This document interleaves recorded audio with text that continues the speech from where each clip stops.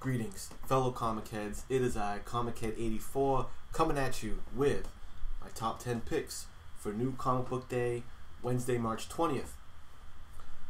There's one hero that's got a pretty hot week this week, and we have two of his titles making the top 10, and we have one title that somehow makes the hot list and the pass list. Tune in to find out which books those are.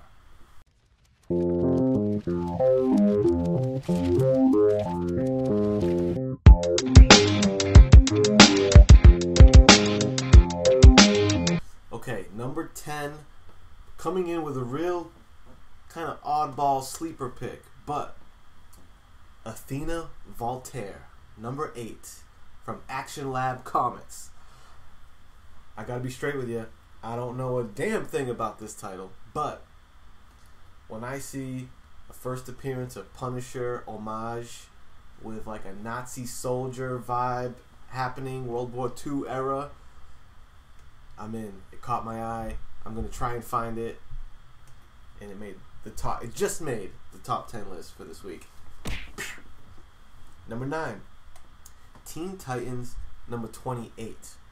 Now, this is the B cover. This is the Terminus. Crap. It's the. I'm not even gonna edit it. Terminus Agenda. Terminus Agenda. That's the word I was looking for. The Terminus Agenda Deathstroke arc that's happening right now is bleeding over into Teen Titans, and yet again, Terminus Agenda is producing another really cool cover. I love it. Deathstroke's a great character, and this is one of the better Deathstroke covers I've seen. Therefore, it's number 9 on the list.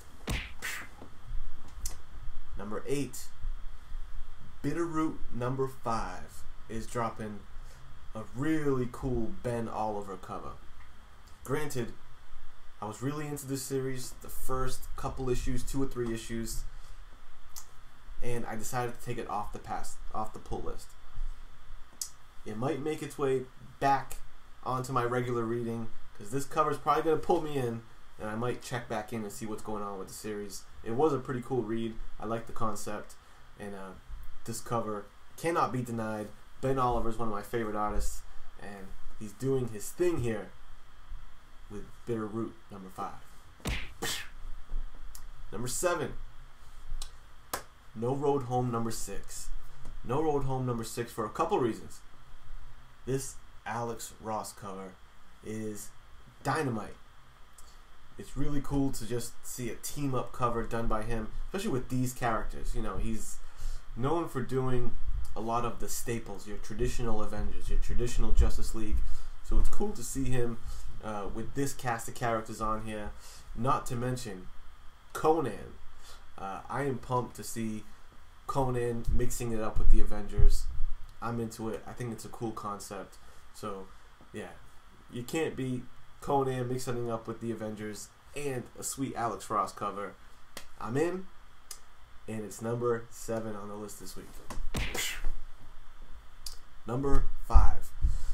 Number 5 is Batman number 67, with a killer Dave Johnson B cover. I love this thing. This is like picturesque. This is a work of art, something I would put on the wall or something. This is a really cool Batman image. It would have been higher on the list if I didn't read that synopsis of what's going to be in the issue. The last issue of Batman, I thought, even though we were still in the Nightmare series from Tom King, which I'm not that crazy about, last week's issue was a home run, but just reading the description of this one, I have a feeling Batman 67 may be a stinker inside.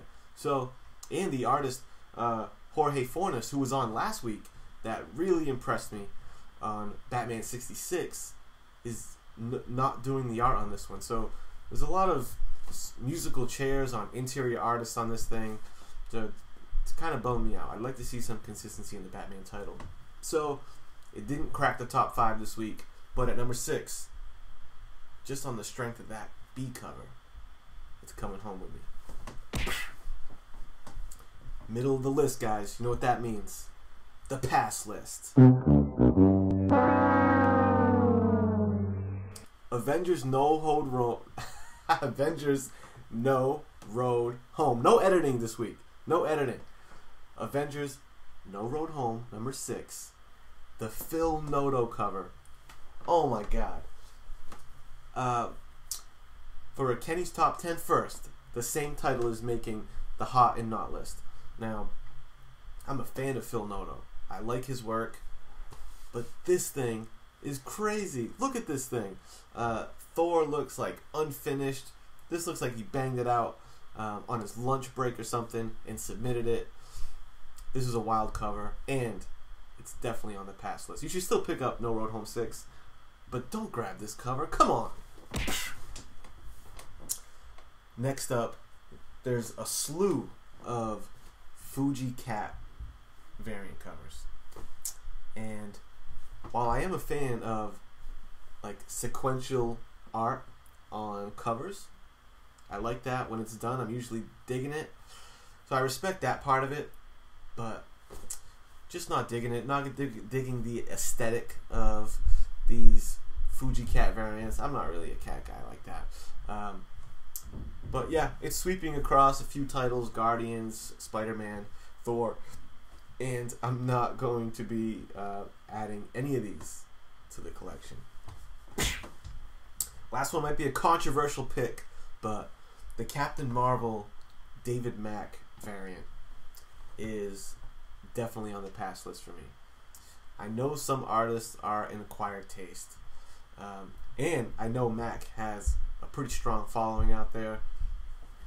Maybe I'm a rube, maybe I don't have a sophisticated enough art palette, but I like to see tight line work, detail. That's the kind of art that I appreciate. I'm just not into this loosey-goosey watercolors cover. Sometimes I can appreciate watercolors used like to flesh out the background of an image, but the whole image, watercolor, Captain Marvel, it's a pass for me. So, sorry to you Dave Mack fans out there, but this one's making the pass list. Alright, top 5. Ranking in at number 5 is another first on my top 10 list. A 4th printing. Die number 1, 4th printing. This cover is off the charts. I think I'm going to go out and say this is the best die cover yet. And that's saying a lot. There's been some heat coming from die. Plenty of variants to choose from and multiple printings already. But man, this one really takes the cake.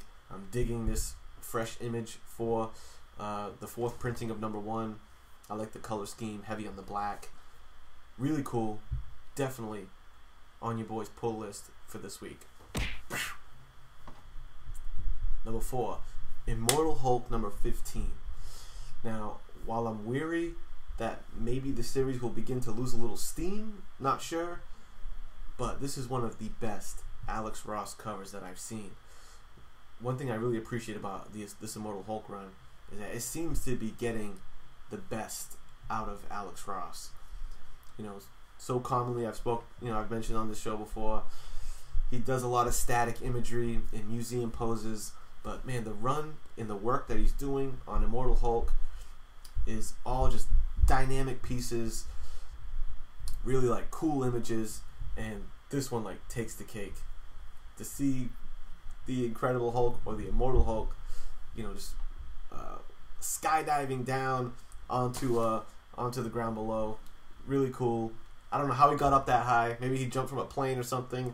Maybe he just jumped up and is on his way down or something. Hulk can do whatever he wants. So there it is, Immortal Hulk number 15, the Alex Ross variant. Number 3, a new title dropping on this week is Spider-Man Life Story number 1.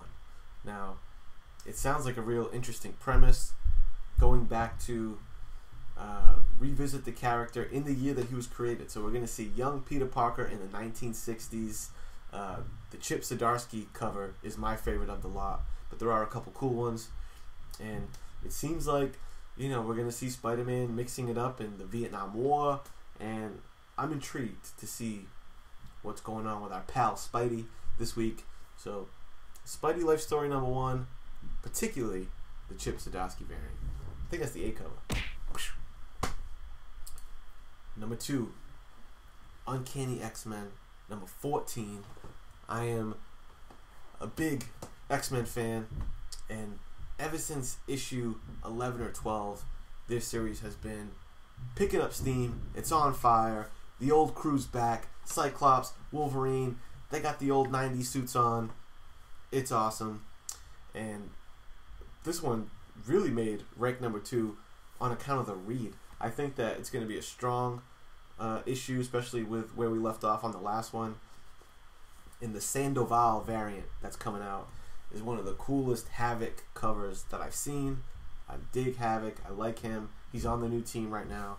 I'm all over it. So, Uncanny #14 is making the #2 spot.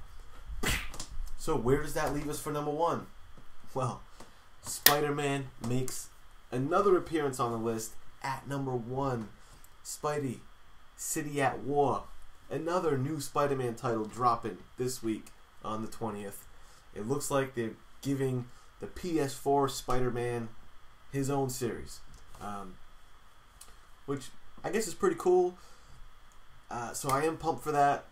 They did, it's not just a costume change. They kind of have their own version of Spidey and Peter Parker. So it's actually a legit series to launch, and the Adi Granov cover is hot fire flames. It's ranking in at #1. This thing is a work of art. I'm going to try and get my hands on it, that's for sure. And I just feel like Spidey's having a good week, the week of March 20th. Tell me what you think. You agree? Yay? Nay? Thanks for hanging out. I'll catch you next time. Peace.